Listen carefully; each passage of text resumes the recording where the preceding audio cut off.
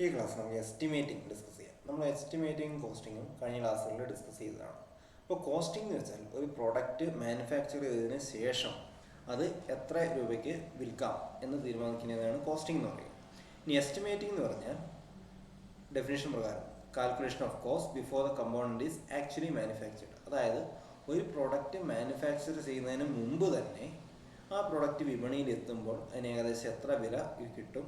ഇപ്പോൾ ഈ എത്ര വിലേൻ്റെ കേസ് കണക്കാക്കുന്നത് നമ്മൾ പ്രോഫിറ്റൊക്കെ വെച്ചുകൊണ്ടാണ്, പ്രോഫിറ്റും മറ്റ് ചിലവുകളൊക്കെ പരിഗണിച്ചുകൊണ്ടാണ് നമ്മൾ ആ വില കണക്കാക്കുക. അപ്പോൾ അതാണ് എസ്റ്റിമേറ്റിംഗ് എന്ന് പറയുന്നത്. ഇനി എസ്റ്റിമേറ്റിങ്ങിൻ്റെ ഒബ്ജക്റ്റീവ്സ് എന്താണ്, നമ്മൾ എന്തിനൊക്കെയാണ് എസ്റ്റിമേറ്റിംഗ് ചെയ്യുന്നത് നോക്കാം. First one, to find out whether the product or proposed project is economical or not. അതായത് ഒരു പ്രോഡക്റ്റോ ഒരു പ്രോജക്റ്റോ, ഇപ്പോൾ പ്രൊഡക്റ്റ് എന്ന് പറയുമ്പോൾ ചെറിയൊരു പ്രോഡക്റ്റ്, ഇപ്പോൾ നട്ട് ആൻഡ് ബോൾട്ട് പോലത്തെ ചെറിയ കമ്പോണൻറ്റുകളായിരിക്കും ഉദ്ദേശിക്കുക.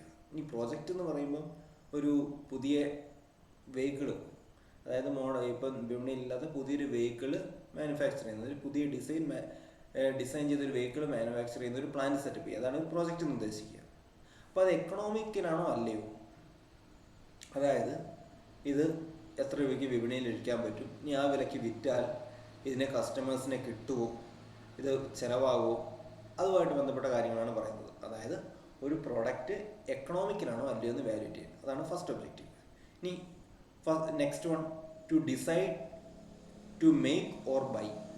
അതായത് നമ്മൾ ഫാക്ടറി ഒരു കമ്പോണൻ്റ് ഒരു അസംബ്ലിയിലൊക്കെ പ്രൊഡ്യൂസ് ചെയ്യും, ഇപ്പോൾ കാർ കമ്പനി, ഒരു ഓട്ടോമൊബൈൽ കമ്പനിയൊക്കെ ആയിക്കോട്ടെ, അതിന് വേണ്ട എല്ലാ കാര്യങ്ങളും അത് തന്നെ പ്രൊഡ്യൂസ് ചെയ്യല്ല ചെയ്യുന്നത്, ആ പ്ലാന്റല്ല പ്രൊഡ്യൂസ് ചെയ്യുന്നത്.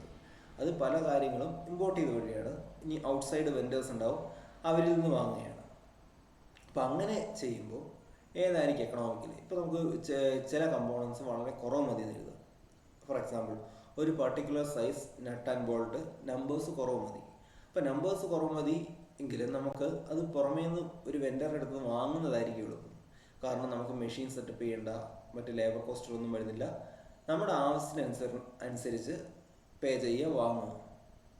ഓക്കെ, ഇനി മറിച്ച് വേറൊരു കേസ് വരാം. അതായത് നമുക്ക് ആ കമ്പോണൻറ്റ് നമ്പേഴ്സ്, ലാർജ് നമ്പേഴ്സ് വേണം. അപ്പോൾ ലാർജ് നമ്പേഴ്സ് വേണ്ട കേസിൽ നമുക്ക് പുറത്ത് ഉള്ള ഒരു വെൻഡറുടെ അടുത്ത് വാങ്ങുമ്പോൾ നമുക്ക് കൂടുതൽ തുക ചിലവാകും. അപ്പോൾ നമ്മൾ എന്ത് ഡിസൈഡ് ചെയ്യും, നമ്മുടെ ഫാക്ടറിയിൽ തന്നെ, ഒരു പ്ലാന്റിൽ തന്നെ പ്രൊഡ്യൂസ് ചെയ്യാൻ ഡിസൈഡ് ചെയ്യും.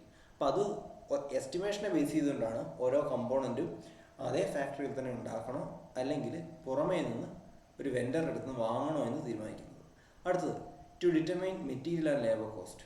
അതായത് ഏത് കമ്പോണൻ്റ് ആയാലും അതിന് ഏകദേശം എത്ര റോ മെറ്റീരിയൽ വേണം, ഇനി ആ കമ്പോണൻറ്റ് ആ റോ മെറ്റീരിയൽ ഒരു ഫിനിഷ്ഡ് പ്രൊഡക്റ്റ് ആകുമ്പോൾ എത്ര ലേബർ കോസ്റ്റ് വരും. ഓക്കെ, അത് കാൽക്കുലേറ്റ് ചെയ്യുക എന്നുള്ളതാണ് എസ്റ്റിമേറ്റിങ്ങിൻ്റെ ഒരു ഒബ്ജക്റ്റീവ്. ഇനി അടുത്തത്, to determine the cost of the material to be purchased. അതായത് നമുക്ക് ഒരു പർട്ടിക്കുലർ ക്വാണ്ടിറ്റി പ്രോഡക്റ്റ് പ്രൊഡ്യൂസ് ചെയ്യണമെങ്കിൽ എത്ര രൂപയുടെ റോ മെറ്റീരിയൽ വേണമെന്ന് തീരുമാനിക്കരുത്. ഇനി to determine various over heads. അപ്പോൾ ഓവർ ഹെഡ് എന്ന് പറയുമ്പോൾ നമ്മൾ പറഞ്ഞിരുന്നു, ഡയറക്റ്റ് ലേബർ കോസ്റ്റിലും ഡയറക്റ്റ് മെറ്റീരിയൽ കോസ്റ്റിലും പെടാത്തതൊക്കെ ഓവർ ഹെഡായിട്ടാണ് കണക്ക് കൂട്ടുന്നത്. അതായത് നമ്മുടെ കറണ്ട് ബില്ല്, ടെലിഫോൺ ബില്ല്, അങ്ങനെയുള്ള മറ്റ് ചിലവുകൾ, ഇനി ബിൽഡിങ്ങിൻ്റെ ഒരു ഡെപ്രീസിയേഷൻ, അതൊക്കെ അതുമായിട്ട് ബന്ധപ്പെട്ട കാര്യങ്ങൾ. അപ്പം എത്ര ഓവർ ഹെഡ് വരും എന്ന് കാൽക്കുലേറ്റ് ചെയ്യുന്നത് എസ്റ്റിമേറ്റിങ്ങിൻ്റെ ഒരു ഒബ്ജക്റ്റീവാണ്. ഇനി അടുത്തത്, to determine the selling price after adding due profit to the total cost. അതായത് നമ്മൾ ഒരു പ്രൊഡക്റ്റ് മാനുഫാക്ചർ ചെയ്യുമ്പോൾ അതിന് ചിലവായ തുകയല്ല നമ്മൾ ഈടാക്കുക, പ്ലസ് ഒരു പ്രോഫിറ്റ് ഉണ്ട്. അപ്പോൾ നമുക്ക് പ്രോഫിറ്റ് എത്ര ചിലവാകും, പിന്നെ നമുക്ക് എത്ര പ്രോഫിറ്റ് വേണം, അതും കൂടെ കൂട്ടിയാണ് നമ്മൾ എന്ത് ചെയ്യുക, ആ പ്രൊഡക്റ്റിൻ്റെ സെല്ലിംഗ് പ്രൈസ് തീരുമാനിക്കുക. അപ്പോൾ സെല്ലിംഗ് പ്രൈസ് തീരുമാനിക്കുക എന്നുള്ളതും എസ്റ്റിമേറ്റിങ്ങിൻ്റെ ഒരു ഒബ്ജക്റ്റീവാണ്. നമ്മൾ ചില പ്രൊഡക്റ്റുകളൊക്കെ ലോഞ്ച് ചെയ്ത് കഴിയുമ്പോൾ, ജസ്റ്റ് ലോഞ്ച് ചെയ്ത് ഇനി പ്രൊഡക്ഷൻ സ്റ്റാർട്ട് ചെയ്ത് കഴിയുമ്പോൾ നമ്മൾ പറയും, മാർക്കറ്റിൽ അഡ്വർടൈസ്മെൻറ്റിൽ പറയും, ഈ വില അതിന് പ്രതീക്ഷിക്കാം, ഈ ഒരു റേഞ്ചിൽ വില നമുക്ക് പ്രതീക്ഷിക്കാം. അപ്പോൾ അവരത് പറയുന്നത്, ആ റേഞ്ച് പറയുന്നത് ആ എസ്റ്റിമേറ്റിങ്ങിനെ ബേസ് ചെയ്താണ്. എസ്റ്റിമേറ്റിനെ ബേസ് ചെയ്ത് പറയുമ്പോൾ ചിലപ്പോൾ ആ റേഞ്ചാണ് പറയുക, അതായത് കൃത്യമായിട്ട് നമുക്ക് പറയാൻ പറ്റില്ല. എസ്റ്റിമേറ്റ് എന്ന് പറയുന്നത് 100% അക്യുറേറ്റ് ഒരിക്കലും ആയിരിക്കില്ല. അപ്പോൾ അത് ബേസ് ചെയ്തുകൊണ്ടാണ് പറയുന്നത്.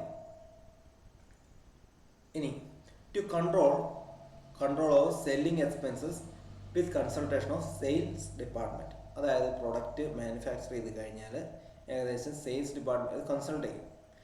സെയിൽസ് ഡിപ്പാർട്ട്മെൻറ്റിനെ കൺസൾട്ട് ചെയ്ത് ഇത് വിറ്റഴിക്കാൻ എത്ര ചിലവാകുമെന്ന് കൺസൾട്ട് ചെയ്ത് കണ്ടുപിടിക്കുക.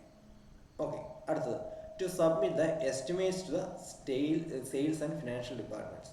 അതായത് നേരത്തെ കാൽക്കുലേറ്റ് ചെയ്തൊക്കെ ലേബർ കോസ്റ്റ്, മെറ്റീരിയൽ കോസ്റ്റ്, അതിൻ്റെ എസ്റ്റിമേറ്റ് സെയിൽസ് ഡിപ്പാർട്ട്മെൻറ്റിനും ഫിനാൻഷ്യൽ ഡിപ്പാർട്ട്മെൻറ്റിനും കൈമാറുക.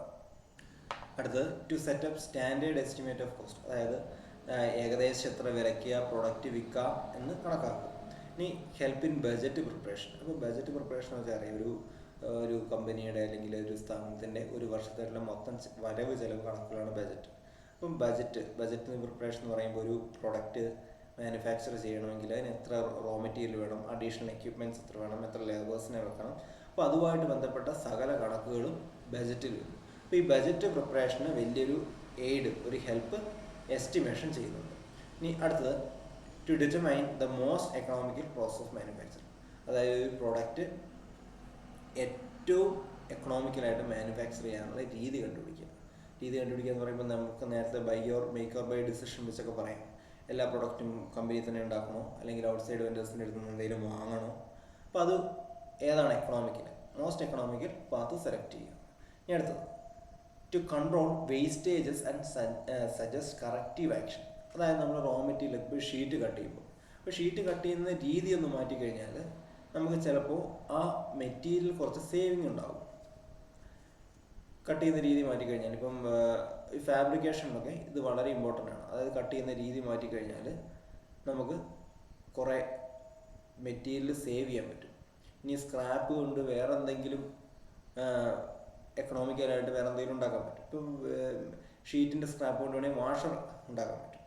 അങ്ങനെയുള്ള വേസ്റ്റേജസ് കൺട്രോൾ ചെയ്യുക. അങ്ങനെ വേസ്റ്റേജ് കൺട്രോൾ ചെയ്യാനുള്ള ഒരു കറക്റ്റീവ് ആക്ഷൻ പ്രൊപ്പോസ് ചെയ്യുക എന്നുള്ളതാണ് എസ്റ്റിമേഷൻ്റെ അടുത്ത റോൾ. ഇനി to evaluate alternate design of the product. അതായത് നിലവിലൊരു ഡിസൈൻ തയ്യാറാക്കി ആ ഡിസൈനിനെ കഴിഞ്ഞും വേറെ എന്തെങ്കിലും ഡിസൈൻ മോസ്റ്റ് എക്കണോമിക്കലായിട്ടുള്ള വേറൊരു ഡിസൈൻ പ്രപ്പോസ് ചെയ്യുക. അപ്പോൾ അത് അങ്ങനെ പ്രപ്പോസ് ചെയ്യുമ്പോൾ ഒരുപക്ഷെ പ്രൊഡക്ഷൻ കോസ്റ്റ് കുറയ്ക്കാൻ പറ്റിയേക്കും, അപ്പോൾ കുറഞ്ഞ വിലയ്ക്ക് വിൽക്കാൻ പറ്റിയേക്കും. അപ്പം സ്വാഭാവികമായിട്ടും പ്രൊഡക്റ്റിൻ്റെ ഡിമാൻഡ് കൂടും, കമ്പനീൻ്റെ ടേൺ ഓവർ കൂടും, അങ്ങനെയുള്ള കാര്യങ്ങളിലോട്ട് അത് വരും. അപ്പോൾ ഇത്രയാണ് എസ്റ്റിമേഷൻ്റെ ഒബ്ജക്റ്റീവ്സ്. എന്താണ് എസ്റ്റിമേഷൻ എന്നുകൊണ്ട് എസ്റ്റിമേഷൻ്റെ ഒബ്ജക്റ്റീവ്സ് എന്താണെന്ന് കണ്ടു.